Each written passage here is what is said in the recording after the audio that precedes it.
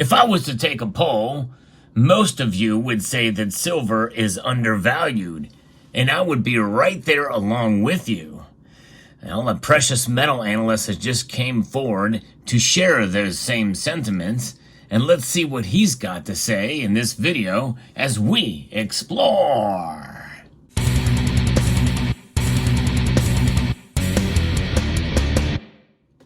Jim Rogers is well established as a precious metals commentator. I really don't know a whole lot about him, or really much about most of the famous guys who do precious metals analysis and predictions. However, he is saying that silver is undervalued. But before we get into what he's got to say, I'm going to tell you my views on the surface about why I think silver is undervalued, because you can measure it in two different ways.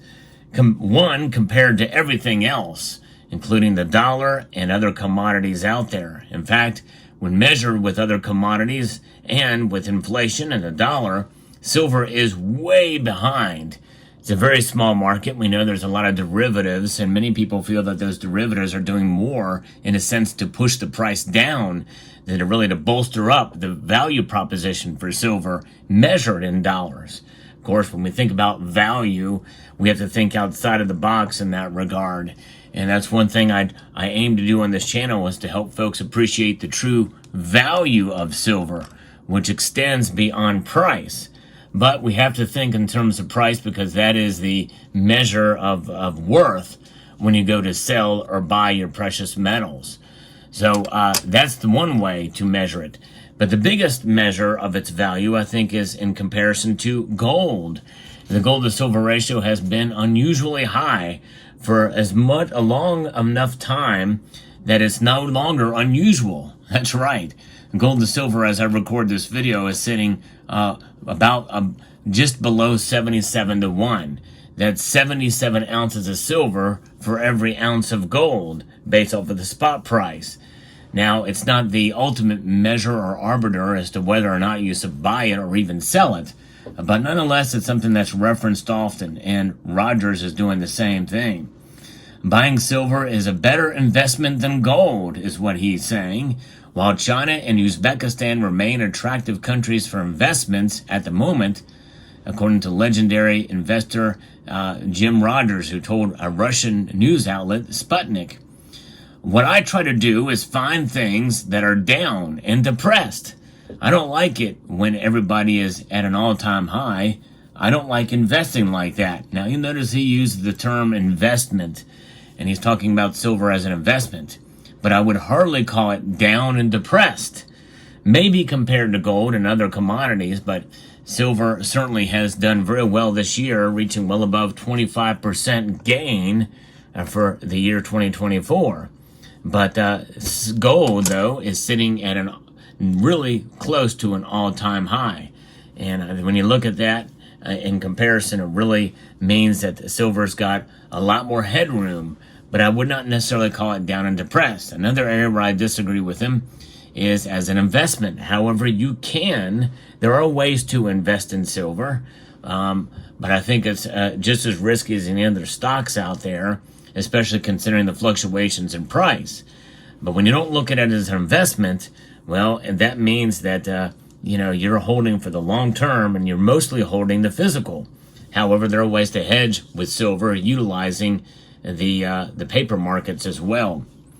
If you look around the world, I quote again Jim Rogers, most markets are making new highs. China's down. So he's looking at China. I've been buying shares in Uzbekistan because they're making very good changes. But other than Uzbekistan and China, nearly all markets are going up. I don't like to buy when everything is going up, Rogers said, as he was also investing in silver. I want to buy more silver soon, he's saying. So he's pretty much bullish on silver and its prospects. And it's interesting that he's mentioning Uzbekistan and China, and what's happening there. Everything's going down there. There is problems in the commercial real estate market in China. And we also have problems here, potential big problems here as well. But China is not in as good a place as some people think. And he knows this. he goes on to say that he's got some gold. I want to buy some more gold too, he says. And I agree with him on that as well. I believe in buying gold and silver. And in fact, even just today, I went to my local coin shop and got a couple more dimes. That's right, 2 of these dimes here. They're barber dimes, so a little bit more than what I would pay for other dimes, and these are in fairly decent condition, but adding a little bit more to the stack never hurts, that's for sure. And so he says if you're buying one today, if you had to pick, he would be buying silver because silver's cheaper. That's exactly right. I think silver's down 40% from its all-time high, and that's true, but those all-time highs in 1980 and 2011, and I assume he means from 2011, when you're taking that into account, especially adjusted for inflation, it's down much more than 40%. But those were anomalies.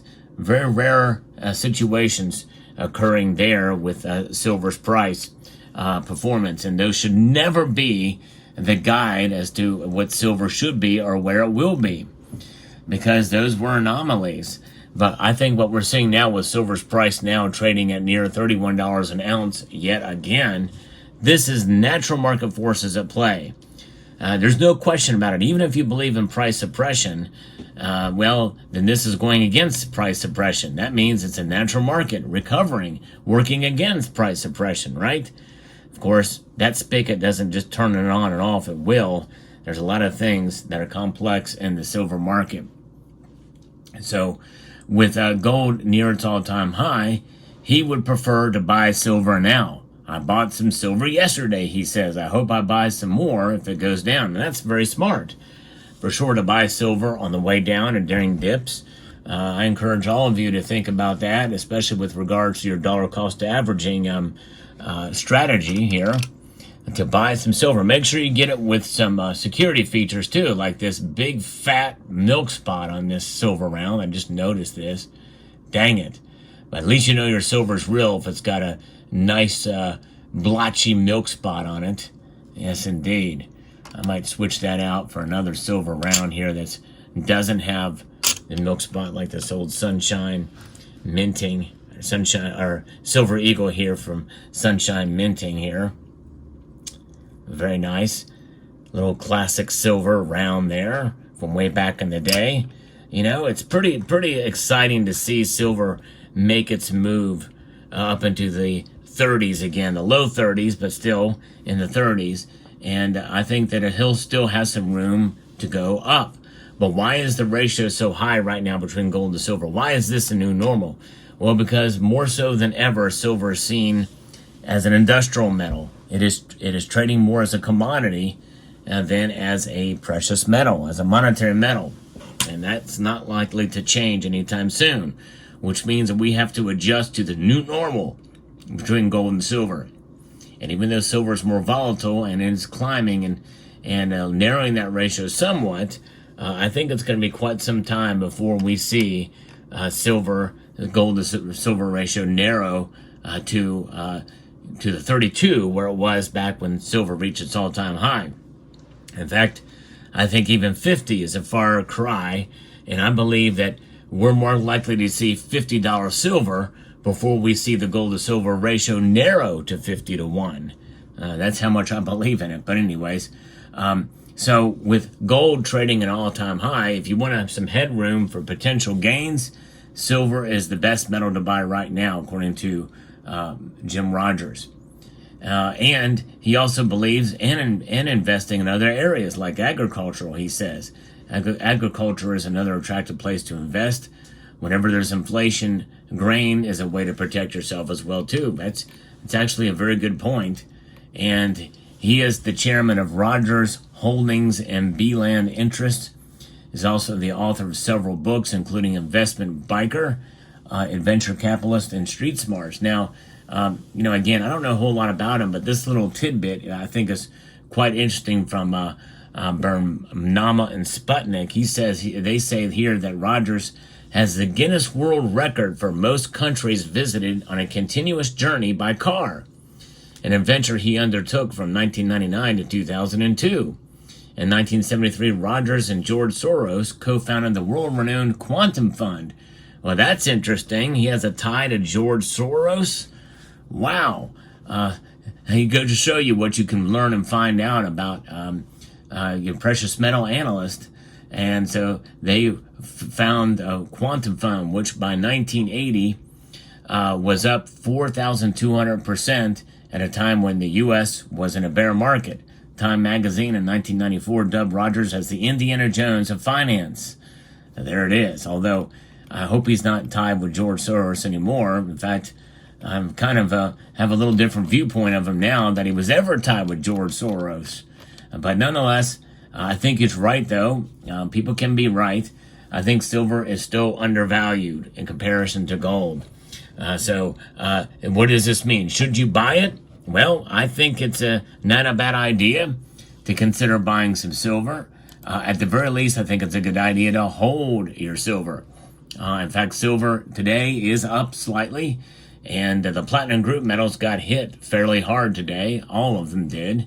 Gold is up, though, as well. It's up a little bit more than silver. So there you have it. Let me know what your thoughts are about silver in the comment section down below. If you think it's undervalued, if you think it's overvalued, do not be shy about posting your reasons why you think it's overvalued. I definitely appreciate different points of view and push back on some of the analysis that I provide as well as others. In the end, it really boils down to silver protecting you from inflation and other things down the road. And down the road is the key phrase here. So let me know what your thoughts are in the comment section down below. I'd like to extend a multitude. That means a lot for those of you in Rio Linda of gratitude to each and every one of you for taking the time to watch and to encourage you to please rate, share, comment, and shake.